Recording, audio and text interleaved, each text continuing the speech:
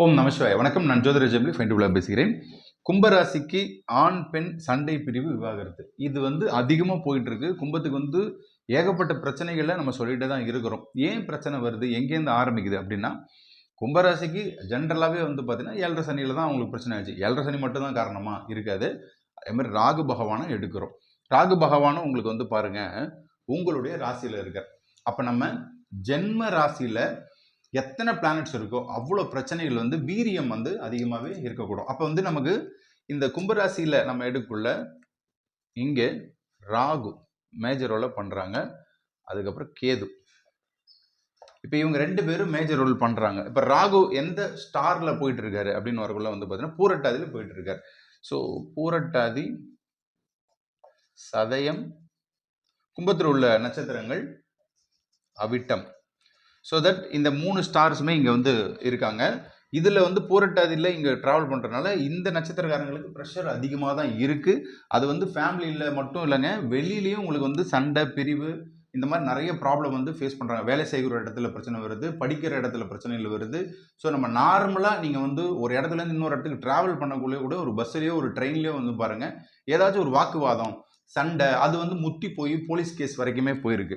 So இதை நம்ம ஆண் பெண்ணுக்கு எடுக்கிறோம். அதுக்கப்புறமாக உள்ளுக்குள்ள ஃபேமிலிக்குள்ளே நீங்கள் போகக்குள்ள விவாகரத்து மெயினாக இங்கே டிவோர்ஸ் அதிகமாக கேட்குறாங்க. கும்பராசிக்காரங்கள் இருக்கிறவங்க பாதிப்புக்குள்ளானாங்க. ஆல்ரெடி நிறைய பேர் அப்ளை பண்ணிட்டாங்க டிவோர்ஸுக்கு. ஸோ இதில் அப்ளை பண்ணி ஒரு பெண்டிங்கில் வச்சுருப்பாங்க இல்லையா, சார் ஒரு முடிவு எடுக்க முடியல என்னால், ஸோ எனக்கு என்னுடைய ஃபேமிலிக்கு என்னுடைய குழந்தைகளுக்காக நான் வெயிட் பண்ணுறேன், இன்னும் கொஞ்சம் காலங்கள் மாறினா நமக்கு நல்ல நேரங்கள் மாறுமா அப்படின்னா நிச்சயமாக மாறுங்க. எப்படி மாறும் அப்படின்னு வரக்குள்ள ராகு இந்த இடத்துல உங்களுக்கு பிப்ரவரி மாதத்தில் எண்டில் ராகு பூரட்டாதிலேருந்து சதயத்துக்கு போகிறார். அப்போ சதயத்துக்கு போகக்குள்ள கண்டிப்பாக ஓன் ஸ்டாரில் போகிறார். சரிங்களா, சொந்த நட்சத்திரம். அப்போ ராகு இங்கே மேஜர் ரோல் பண்ணுறாருன்னு நம்ம சொல்லியிருக்கோம். அப்போ இவங்க சதயத்தில் போகக்குள்ள ரிலாக்ஸ் பண்ணிக்கலாம். ஏன் ரிலாக்ஸ் பண்ணிக்கலாம் அப்படின்னா, அந்தந்த நட்சத்திரங்கள் அந்தந்த வீட்டுக்குள்ளே ஓன் ஸ்டாரை ஒன்று ஒழிச்சு வச்சுருக்காங்க. அதுதான் காலபுருஷனுடைய தத்துவம். 12 ராசிகள் இருக்கு இல்லையா, அதில் 27 நட்சத்திரங்கள் உள்ள பேட்டர்னை நம்ம சொல்கிறோம். ஸோ தட் இது ரொம்ப சிறப்பாக உங்களுக்கு வெற்றியை தரும். அதே மாதிரி கேது மகம். அப்போ இதுவும் பாருங்கள் ஓன் ஸ்டாரில் இங்கே போகிறாங்க.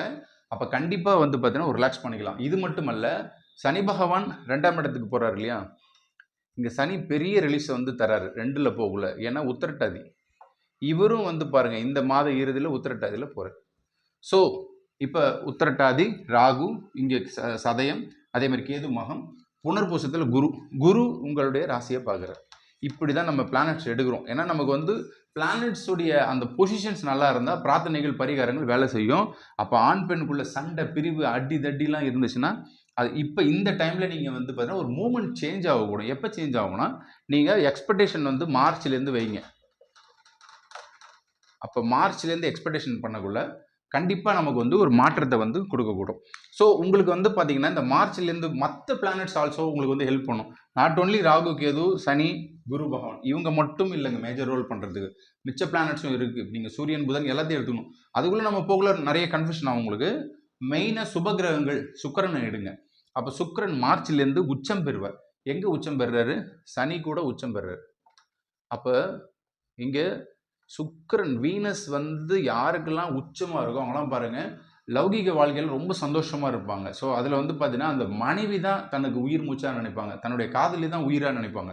ஸோ வேறு எதுவுமே எனக்கு உலகத்தில் வேணாம், அவங்க மட்டும் எனக்கு போதும் அப்படின்னு சொல்கிறதெல்லாம் பாருங்கள் சுக்கிரன் உச்சமடையவில்லை. அப்போ சுக்கிரன் இங்கே களத்திர காரகனாக எடுக்கிறோம். ஒரு குடும்பத்தில் நம்ம சந்தோஷமாக இருக்கணும்னா ஒரு பெண்கள் சந்தோஷமாக இருந்தால் மட்டும்தான் அது நமக்கு முன்னேற்றத்தை கொடுக்கும். ஒரு ஆண் வெற்றிக்கு பெண் சொல்கிறோம், அதே மாதிரி பெண்ணுடைய வெற்றிக்கும் ஆண் தான். அப்போ இதில் சுக்கிரன் மேஜர் ரோலையும் கும்பராசிக்கு பண்ண போகிறாங்க. ஸோ தட் மார்ச் மாதத்துலேருந்து நமக்கு ஒரு மாற்றத்தை எதிர்பார்க்கலாம்.